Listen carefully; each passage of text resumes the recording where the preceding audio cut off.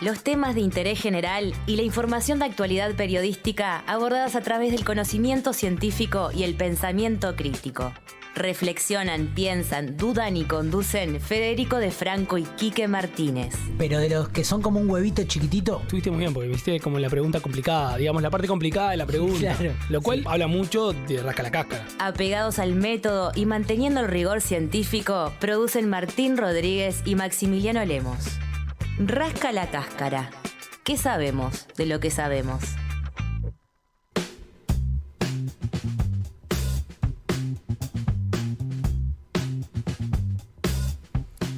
Quique, una vez más en vivo en Uniradio, llegando a todo el país, a todo el mundo, y una vez más un acierto del productor periodístico de este programa. Hay que decirlo, hay que felicitarlo al aire.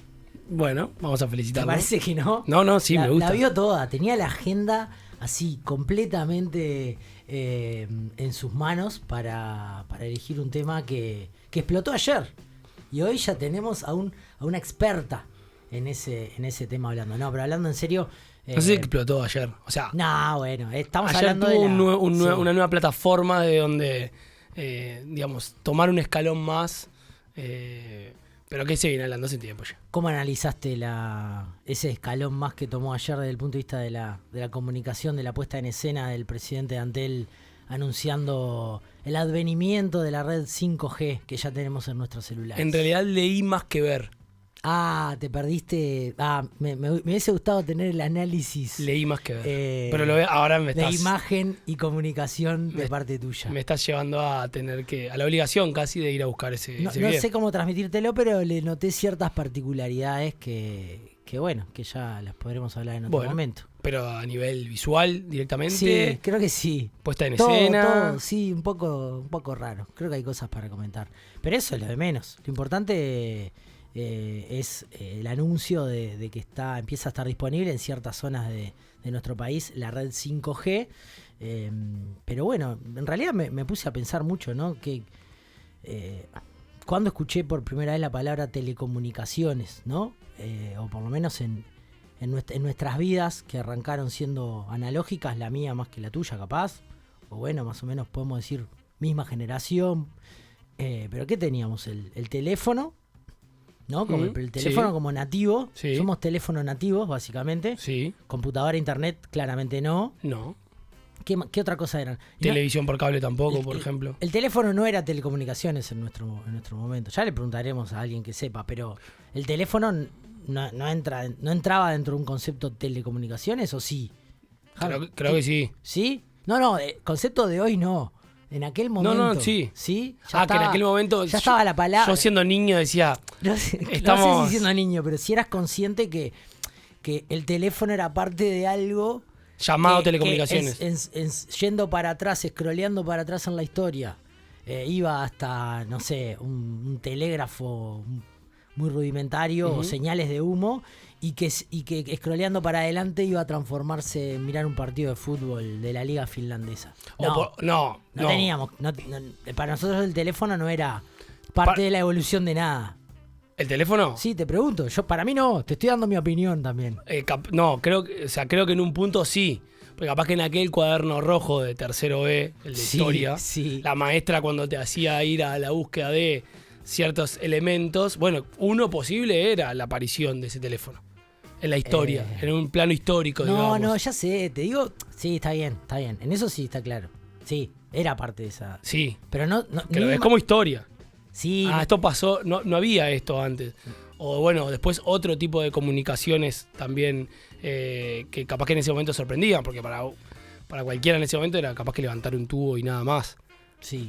Y nada más no, hasta capaz que un disco. Sí, y también lo otro es, digamos, la absoluta ignorancia de parte de la mayoría de nosotros de cómo llegan esas cosas desde esa llamada telefónica de larga distancia o bueno, había larga distancia nacional hasta hace no poco, ¿no? También son cosas comerciales, pero a cómo llega un partido de fútbol hoy, cómo funciona internet. Hay una infraestructura física que pocas veces se ve. Capaz que ahora con el tema del data center de Google toma como algún tipo de dimensión física, ¿no? Decir, bueno, todo esto que es la nube se soporta en esto, que consume tanta agua, que hay que enfriar, ¿no? Como que hay pocas veces se lleva a la parte más de la infraestructura. Y me parece que, no sé, yo siento que no éramos... El término telecomunicaciones para mí se une con internet, en mi imaginario. Uh-huh. Que internet tampoco es una internet más tardía, ¿no? De los 2000 para acá, con un uso, no sé, del correo electrónico, en alguna oficina, por así decirlo. Sí. Yo también venía pensando hoy más temprano sobre el concepto de las telecomunicaciones. Fuiste a Wikipedia de una. No, ¿sabés que no? Me guardé. ¿Te guardaste? Me guardé para las 6 de la tarde. Me parece perfecto. Para decir, me gustaría acercarme, así como decís, de esta parte de la infraestructura, que estoy totalmente de acuerdo, que hay un desconocimiento medianamente generalizado sobre muchas, o sea, pero incluso cosas mucho más mínimas, que no hay que por qué ir a un data center como el de Antel, sino que cosas más mínimas que capaz que uno en el propio uso se va como enterando, o en realidad tampoco sabe o conoce la infraestructura, pero no sabe qué pasa por ahí adentro. También pensaba esto de que las telecomunicaciones como concepto, a nivel general, no sé, me gustaría saber como si tenemos todos como un concepto medianamente alineado. Yo creo que no. Yo creo que tampoco. Pero bueno, intentaremos rascar un poco. Bueno. Rasca la cáscara. ¿Qué sabemos de lo que sabemos?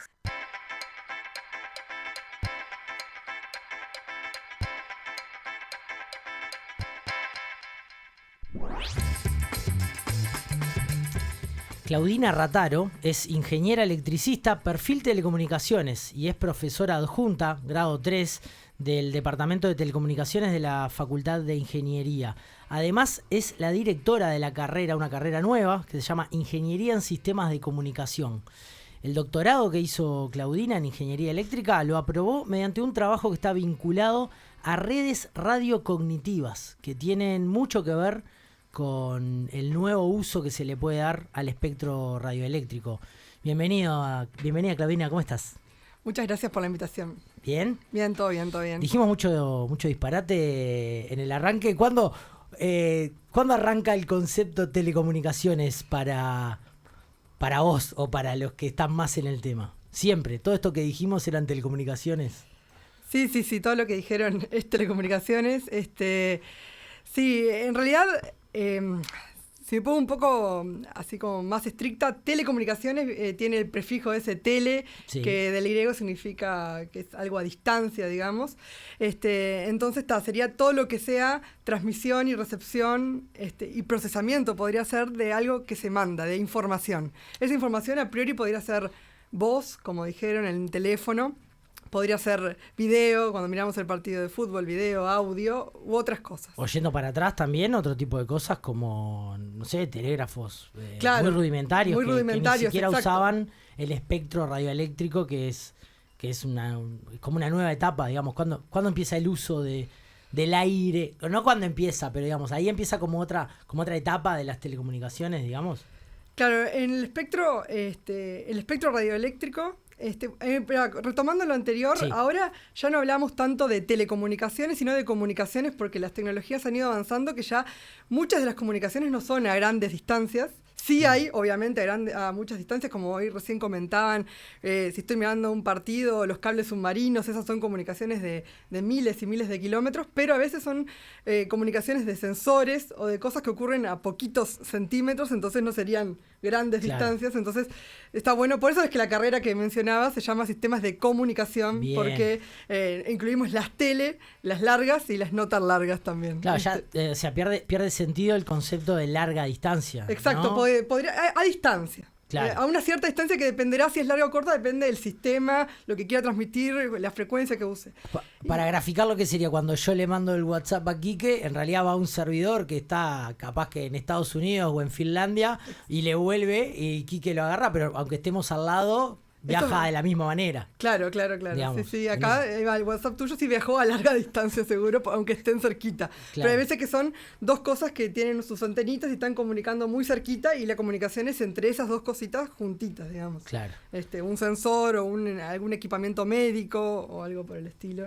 Bien. Es una comunicación que está ocurriendo. Y para poner en contexto esto del 5G, de las nuevas redes y de cada vez se va a ampliar más las capacidades y las prestaciones que vamos a hablar más adelante, ¿cómo pondrías en contexto la red celular con respecto al espectro radioeléctrico uruguayo que como charlábamos en realidad fuera del aire, la Constitución de la República define que el Estado es el dueño de ese campo que le llamamos espectro radioeléctrico y que ahí entran un montón de cosas distintas que ustedes lo va categorizando por frecuencias y cada frecuencia tiene su asignación.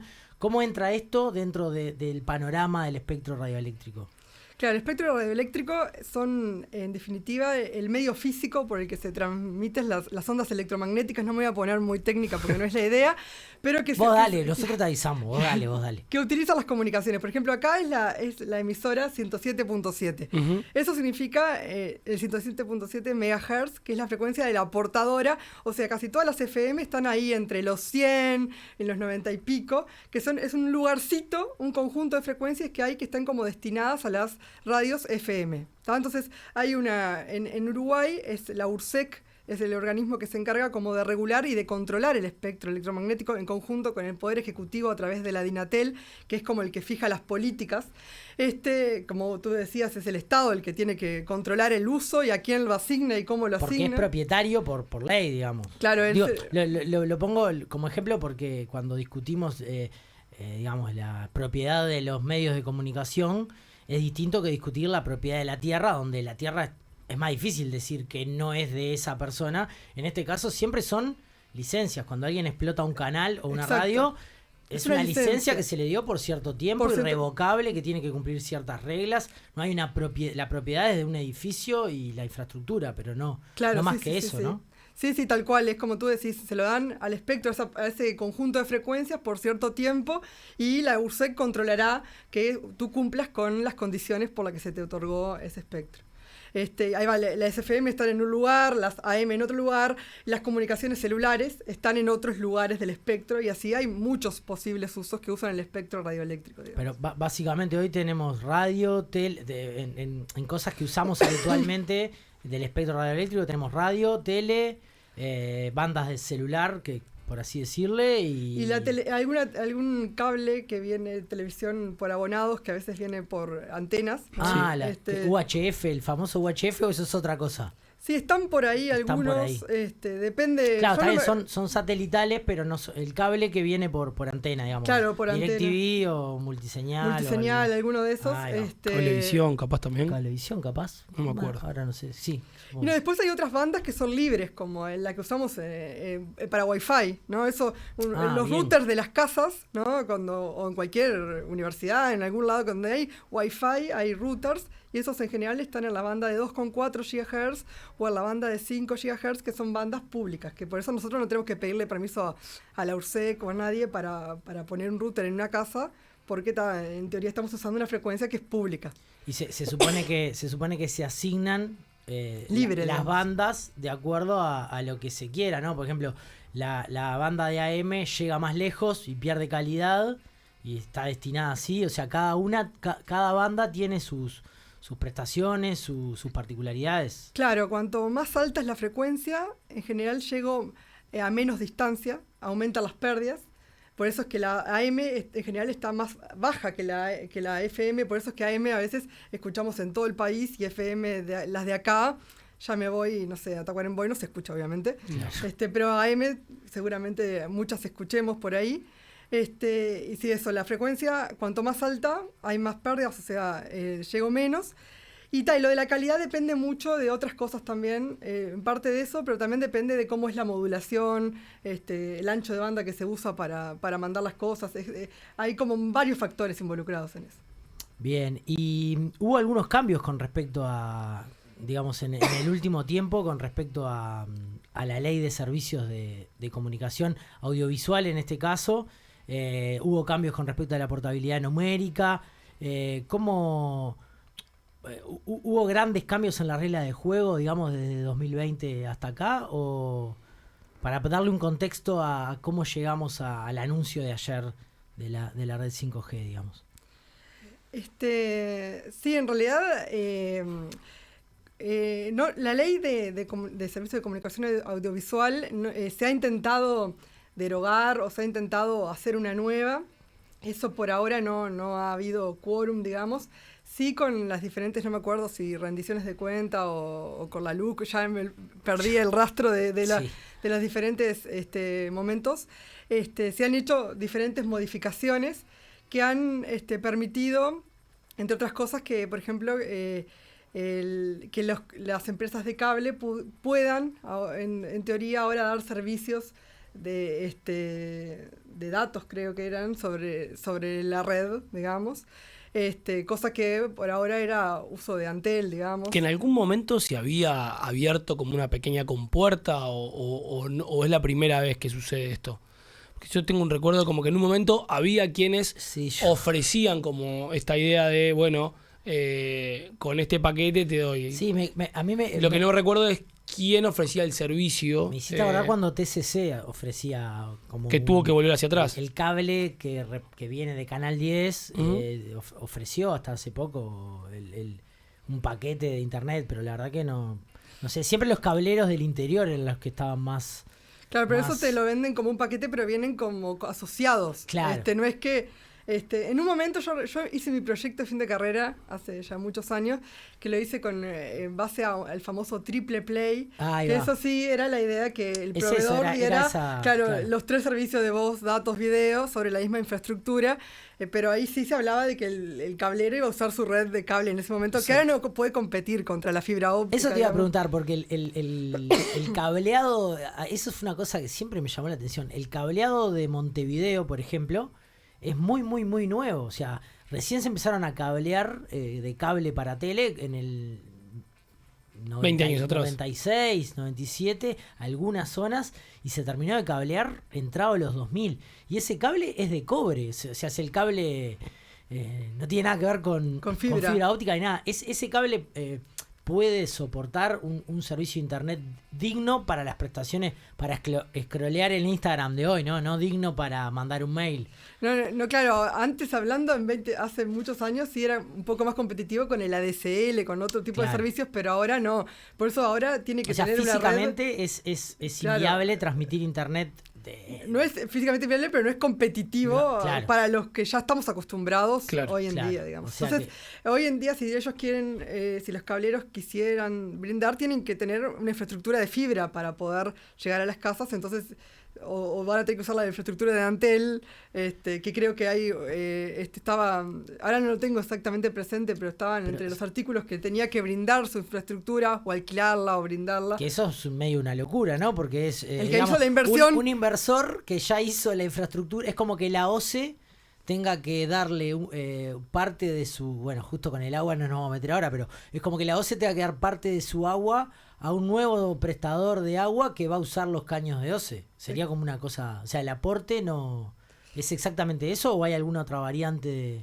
Sí, es eso. Es eso, básicamente es eso. O sea que en realidad sí, tendrían que usar la red de Antel, pero igual tendrían que, me imagino, que pagarle a Antel por su uso. Sí, bueno, le tendrían que cobrar una parte o lo que sea, pero bueno. Sí. O sea, en realidad la infraestructura, que es quizá de las cosas más como complejas para vos poder llegar, establecerte hasta a un cierto nivel, ya está. O sea, es como el escenario perfecto para quien quiera venir a ubicarse o a trabajar con ese servicio, digamos. Y la portabilidad numérica no... Datos que tengamos de grandes afectaciones con respecto a Antel no, porque eso en general, como esto es algo que yo recuerdo que yo trabajaba en la Dinatel hace como 10 años cuando estaba sobre la mesa un proyecto de portabilidad numérica que se reflotó ahora en el 2020, 2021. En aquel momento no tuvo buen fin, ahora se lo trajo. O sea, en el mundo es algo que ya existió, ya se discutió, y que en general lo que hace es mover el mercado o un flujo al principio, pero después eso se estabiliza y a mi juicio no hay...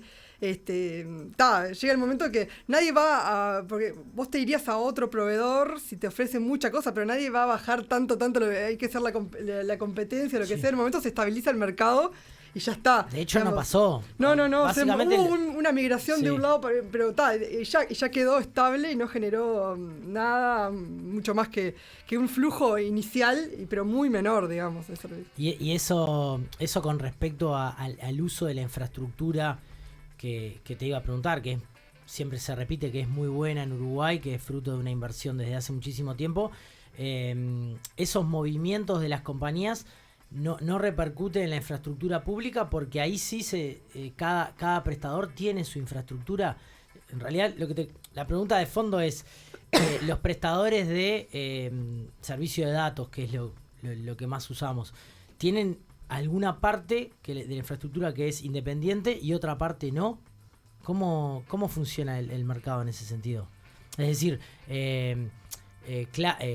sí, claro, todavía existe. Movistar y Antel tienen antenas distintas. Sí. Esa infraestructura es distinta. Cada uno tiene que tener su... Pero hay algo... Pero el cable submarino que nos trae la internet, que pica en San Pablo, creo, y después se mete en no sé en dónde. No me lo puedo imaginar ese cable submarino. Siempre lo pienso y no me lo puedo imaginar. Ese cable sí nos enchufamos todas las empresas, y Antel se enchufan al mismo. Sí. Hay salidas que tiene Uruguay que sí, que son comunes en general a todos. Sí. O sea que la única infraestructura que está separada es la de las radiobases, las antenas. Claro, sí. O sea que en ese sentido la portabilidad no sobrecargaría a la infraestructura. No, claro, la portabilidad, para garantizar la portabilidad se tuvo que hacer otra inversión extra que tuvo que hacer el Estado para poder chequear los movimientos, claro, digamos. Y además eso de quién pertenece a qué. Hay un servicio como de bases de datos, no sé los detalles, pero hubo una infraestructura en equipamiento, etcétera, que implicó un cierto gasto que me imagino que no va a llevar mucho gasto más que mantenimiento a futuro, digamos. Pero con Kiki hablamos al principio de la poca conciencia que tenemos todos, o la mayoría, de la importancia o de lo fundamental que es las cuestiones físicas en torno a esta vida digital, y esta infraestructura y estas cuestiones cada vez son más grandes, más importantes, más complejas, y Uruguay se repite que siempre está bien posicionado. Es realmente así. Tenemos una infraestructura de base importante como para pensar en nuevas cosas. Sí, a mí en mi opinión, sí estamos bien posicionados, y creo que se evidenció, siempre lo digo, cuando estuvimos en los momentos más duros de la pandemia, que se pudieron pasar muchas cosas a la telepresencia, a la teleeducación, el teletrabajo. Algunas no, obviamente, mucha gente no pudo pasar su forma de trabajo, etcétera, a esa forma, pero muchas cosas sí se pudieron pasar gracias a esa infraestructura buena que se tenía. Y también a otros actores, como en el caso de la educación, Plan Ceibal y otros, que contribuyeron a que eso fuera estuviéramos bien posicionados con respecto a otros países que no estaban tan bien posicionados. Si uno mira a veces las coberturas de las redes en Uruguay, ayuda mucho también la geografía, ¿no? Que somos un país chico, que somos un país muy centralizado en el área metropolitana en cuanto a personas, entonces es fácil llegar al 60% de la población. Claro. Lo tenés muy cerquita, y en general no tenemos grandes accidentes geográficos como para poder llegar al resto de la población, como sí hay en otros países que se dificulta mucho más. Claro. Entonces todo eso contribuye a que sí, en verdad tenemos una buena infraestructura de telecomunicación. No la teníamos tan complicada, pero había que invertir. Claro, había que invertir. Que a veces es lo más complicado. Claro. Pero tampoco había grandes escollos. Exacto. Sí, además una infraestructura, por un lado, y después por otro lado también como un uso cotidiano muy motivado por ciertas políticas públicas, como puede haber sido el Plan Ceibal y otros, en el hecho de que realmente hace un tiempo ya se puede decir que somos un país bastante digitalizado, digamos, en cuanto a los trabajos, en cuanto a la educación y algunas otras áreas en las que realmente hay un uso de lo digital, de las telecomunicaciones, bastante repetido, me parece. Sí, sin duda. En los rankings, por lo menos aparecemos muy arriba. Antes de meternos, Claudina, en concreto qué es esto del 5G, si es una evolución más o es una revolución realmente. Me gustaría que nos cuentes, básicamente, porque me llamó la atención, qué es esto de tu laburo en las redes radiocognitivas y que tiene que ver con el uso de este espectro radioeléctrico. Se ata en algo con lo que puede ser 5G, pero básicamente hay como una línea de trabajo que es cómo distribuir este espectro radioeléctrico que decías antes, que una forma es asignarlo para siempre a alguien aunque no lo use, y otra cosa es asignarlo de una manera un poco más compleja. ¿Tiene que ver con eso? Sí, exacto. La idea es que el paradigma de radio cognitiva, en realidad por ahora se podría decirse que es bastante teórico. Hay muy pocas implementaciones prácticas, si bien en algunos lugares sí se ha dado. La idea es que por medio de estos mecanismos que comentábamos hoy, se asignan a un usuario que en general es un proveedor de cierto tipo de servicio, o a una radio o un canal de televisión o a lo que sea, le asigno una banda de frecuencia, una frecuencia, etcétera. Entonces, que podrían existir otros usuarios que podrían ser secundarios o oportunistas del espectro, que usarían el espectro cuando ese primario no lo esté usando. Por ejemplo, no sé, si es un canal de televisión y de noche no emite en el interior, por ejemplo, entonces ahí, bueno, en ese lugar me pongo a transmitir. Pero cuando llega el que tiene que usarlo, me tengo que ir como usuario secundario. El secundario, en ese caso de una radio en el interior o donde sea, ¿qué podría transmitir? ¿Lo mismo? O sea, el mismo tipo de señal. O sea, sí, otra radio u otro tipo de información. En realidad a priori podría ser cualquier tipo de información. Eso tendría que tener una regulación detrás para ver qué tipo de secundario se aceptaría y cómo. Pero técnicamente es posible que todo, no sé, quiero encontrar un ejemplo interesante, pero que toda la información de una empresa se mande en las noches porque tengo eso, son muchos gigas, los tengo que mandar ahí y es más eficiente que se manden de noche o cualquier otra cosa. Sí. Lo que sea. Sí. Bien. Y para eso se van diseñando y trabajando distintos tipos de herramientas para ver cómo sería una posible regulación de eso. Claro, sí, en realidad yo en mi tesis me encargué más que nada de estudiar como mecanismos de cómo asignar esto en el espectro. Por ejemplo, qué uso podrían darle los secundarios si tengo N primarios usándolo. Sí, un modelo de negocios, por ejemplo, de que el secundario tuviera que pagarle, porque yo lo que pensaba, una de las cosas que estudié, ahora me estoy rememorando porque ya hace rato que terminé el doctorado, pero una de las cosas que estudié, por ejemplo, es que bueno, ese primario en general por esa licencia en general pagó. Ya pagó, por el uso del espectro. Entonces, bueno, ¿por qué va a venir otro? Por más que si yo no lo estoy usando en este ratito, bueno, es ya mío. Ya lo tengo pago, claro. No te voy a dejar mi cama porque me fui a trabajar. Exacto. En mi cama y chao. Entonces la idea es que, bueno, en mi tesis una de las cosas que estudié es, bueno, que ese secundario le pague al primario por arrendarle. Como que un subarriende ahí. Claro. Un Airbnb. Sí. Ahí va, un Airbnb. Un Airbnb del espectro radioeléctrico. Claro, entonces este estilo de cosas fue como lo estudié. Bueno, pero obviamente para llevar esto a la práctica falta, a mi juicio, falta bastante. Entre otras cosas, falta regulación para ver qué a priori, cómo se podría llevar a cabo esto, qué bandas se podrían poner a disposición para este uso y qué tipo de secundarios, como tú decías, qué cosas podría llegar a mandar. Porque eso depende de mucho del ancho de banda. Si voy a mandar todos el tráfico de una empresa, no sé qué, tal vez no tiene mucho sentido porque necesitas mucho. Si es, no sé qué tendrá que mandar la empresa, pero si es video, si es cámara de seguridad, si es. Depende qué información para ver si alcanza o no alcanza el tiempo y espectro. Bien, y todo esto seguramente sea mucho más utilizado en el ancho de banda que se llama 5G.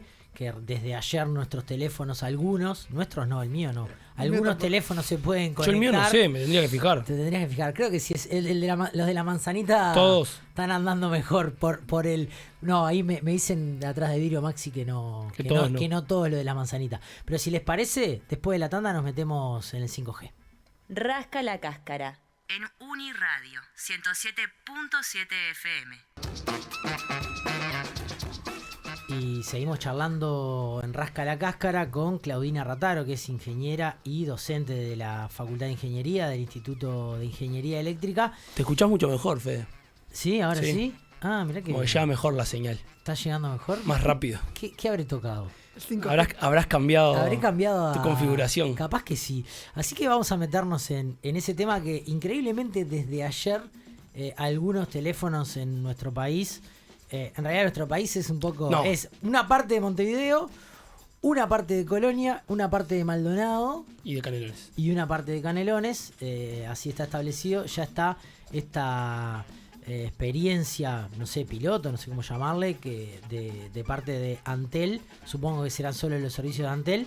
Pero la primera pregunta que se me viene a la mente, Claudina, más allá de la anécdota de que desde ayer ya se puede usar, es un cambio, la pregunta que nos hacíamos como de título, ¿es un cambio, un pequeño salto, digamos, en las telecomunicaciones, o es una revolución, un cambio de paradigma? Es simplemente un salto, ¿no? ¿O no? Bueno. No, pusiste cara y quise adivinar qué decía tu cara, pero... En realidad...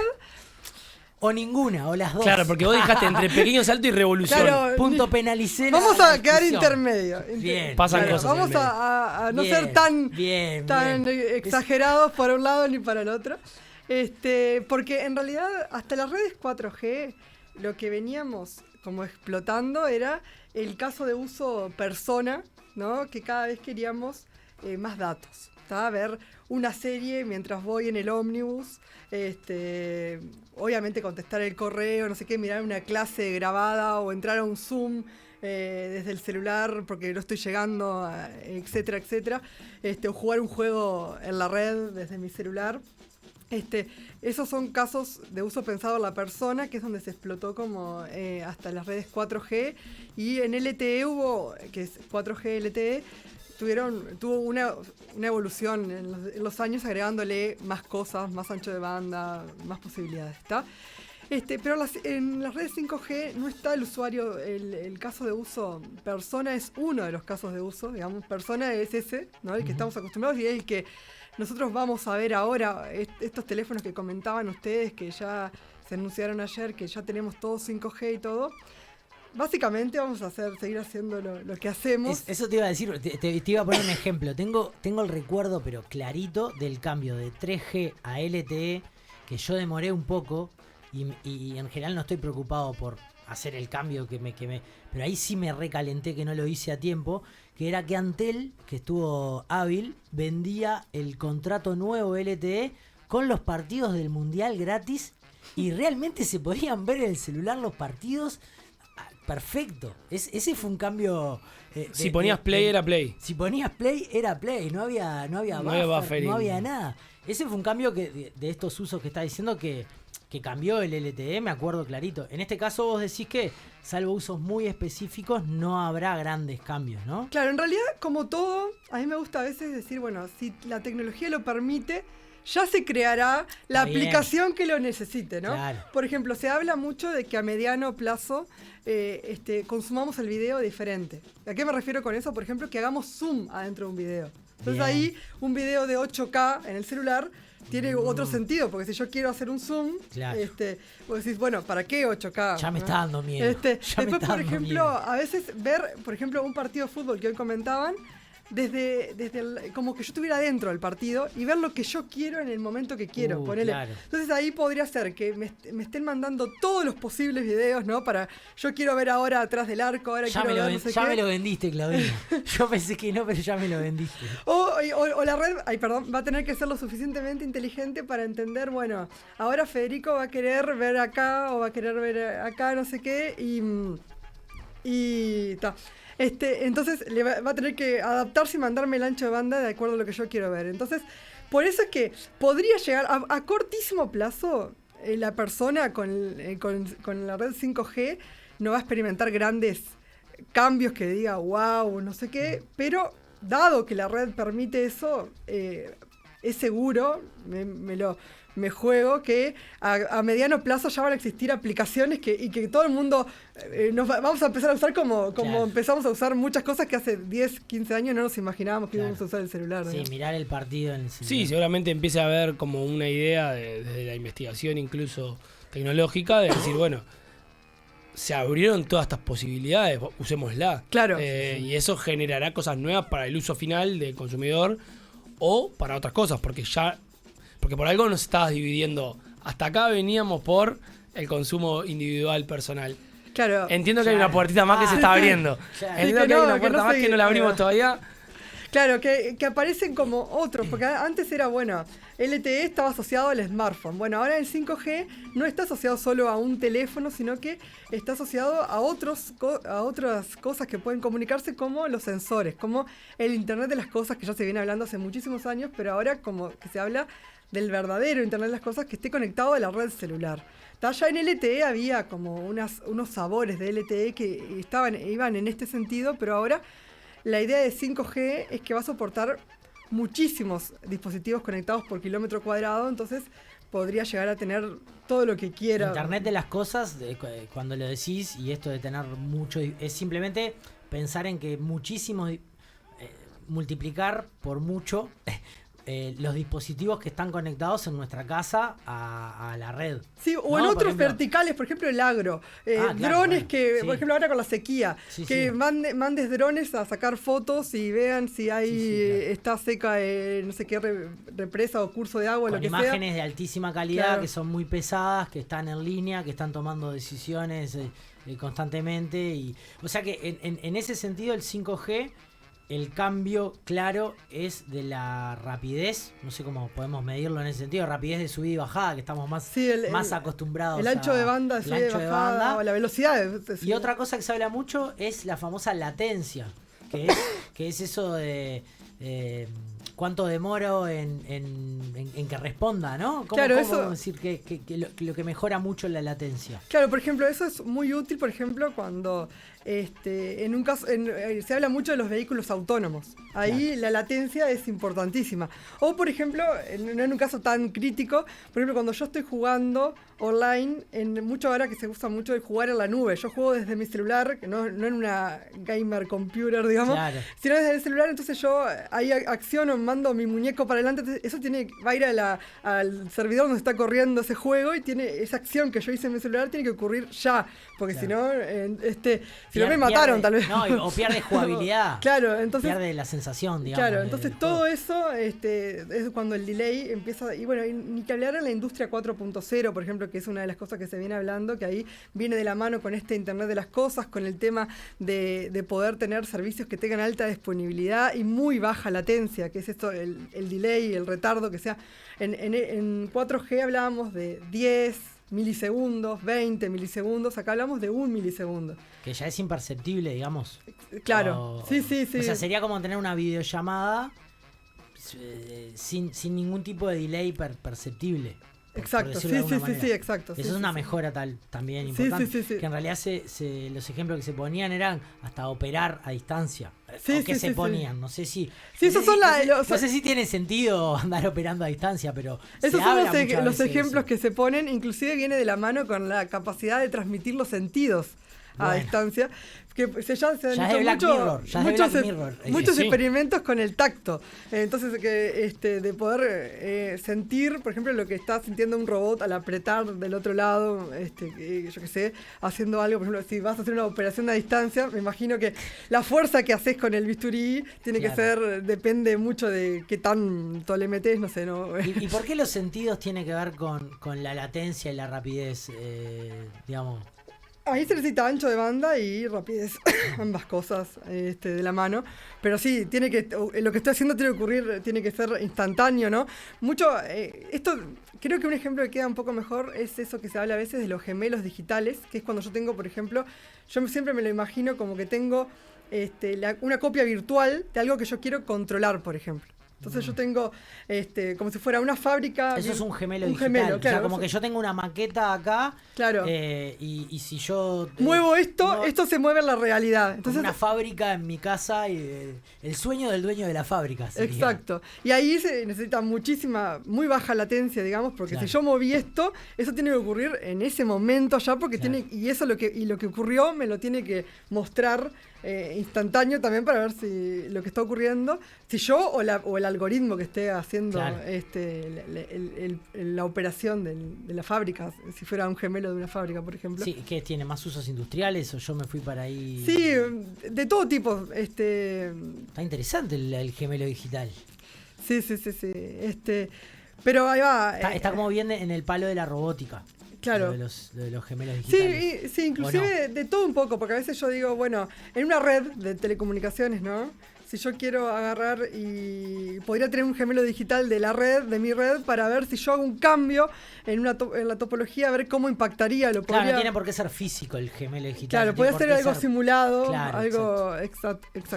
¿Y cómo nos agarra, digamos, desde todo punto de vista? De infraestructura creo que ya hablamos bastante, pero ¿cómo nos agarra desde el punto de vista del conocimiento, de los actores, de los tomadores de decisión, la llegada del 5G, que en realidad, revisando, ya se había anunciado algo piloto hace como muchos años. 4 años, ¿no? En este tiempo, ¿qué pasó? ¿Cómo nos agarra? ¿Qué la academia incluso, qué cosas ya vienen haciendo? ¿Cuáles son los desafíos? Bueno, sí. Te hice 10 preguntas en una más o menos. En el 2019, por eso Antel ayer como reinauguró, digamos, su 5G. En el 2019 ya había hecho Antel se catalogó como el primer país de América Latina en poder poner servicios 5G comerciales. Eso lo hizo en el 2019 con algunos pilotos puntuales que los hizo en una parte del espectro, hoy que hablábamos de las frecuencias, en las bandas milimétricas que se llaman, que son frecuencias muy altas. Eran el orden de los 28-30 GHz. Esas, al ser frecuencias muy altas, tienen muy poquito alcance, claro. Pero ahí, al estar más libre el ancho de banda y todo eso, el espectro, permiten servicios de muy alto ancho de banda, digamos. Claro. Y bueno, eso se hizo puntualmente. Después, obviamente, hubo cambio de gobiernos mediantes, prioridades, pandemia. Puntualmente eso se utilizaba, por ejemplo, en los hogares. Sí, creo que fueron como para donde no se llegaba con la fibra óptica puntualmente, en algunos puntos, en algún barrio privado. No sé exactamente dónde estuvieron esos pilotos, pero el cartel era ese. Y la URSEC le había otorgado ese lugar del espectro para hacer esos pilotos. Y eso quedó como en pausa, y recién este año se hizo la subasta del espectro, que para 5G se asignaron bloques en la banda de 3,5 GHz, que no es ni tan alta, ni es un poquito más alta de la que estaban usando en LTE, pero un poquito, estamos ahí en las bandas medias. No es baja, o sea, porque se podrían usar en 5G bandas de los 700 MHz. Eso te iba a preguntar, porque ahí me confundí. La tecnología 5G puede usarse en una frecuencia muy alta o muy baja. Eso es una decisión técnica que el Estado toma. Sí, digamos. El Estado elige qué porción del espectro va a poner sobre la mesa.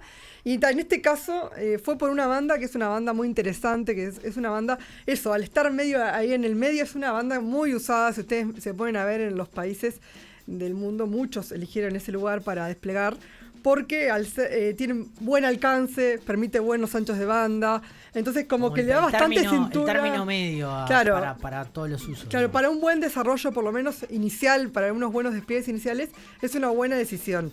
Yo espero que después sí siga explotando otras posibilidades que da la tecnología, como irse al espectro alto, digamos, para casos de usos puntuales. Yo que sé, quiero, no sé, un shopping o un estadio, un recital. En el recital que todo el mundo se esté mandando. Vieron que ahora se usa mucho mandar el vivo. Sí, la gente ya no mira el escenario, claro. Lo mira a través de su celular, ¿verdad? Y bueno, para que la red banque eso, ahora no lo banca. Digamos, claro. Si uno va a un lugar se muere todo. Sí, digamos, bueno. Es cierto. Entonces la idea es que con esto se pueda bancar ese estilo de casos de uso, por ejemplo. ejemplo. Claro. Que además son específicos, porque son en momentos en los que son muy masivos. Exacto. Y que generalmente se hacen para un momento puntual. Entonces no vas a generar toda una infraestructura para algo que a veces se usa una sola vez, en un año, en 6 meses, etcétera. ¿Y qué desafíos tiene por delante los actores que están en el tema con respecto al uso de este 5G? Obviamente ya hablamos de que van a aparecer prestaciones que utilicen este tipo de cosas, como decías, los super videos con Zoom, que no me había puesto a pensar, mirar un partido de fútbol cambiando de mirada de jugador, etcétera, pero desde el punto de vista de la investigación académica, ¿qué desafíos hay por delante? Sí, nosotros hay muchos desafíos y desde hace varios años ya hay muchas conferencias a veces dedicadas a la temática de redes 5G y ahora ya estamos hablando de las redes 6G. ¿Tá? Ya como que 5G ya es en realidad Uruguay ahora con esta pausa que hizo, si bien en el 2019 fue el primer país de América Latina, ahora ya estamos... Ya se nos pegó al otro escalón, claro. Digamos. Sí, ya en el mundo ya 5G es un hecho, tal vez no con todo su esplendor, no con todas las posibilidades que la tecnología en principio podría dar, ¿tá?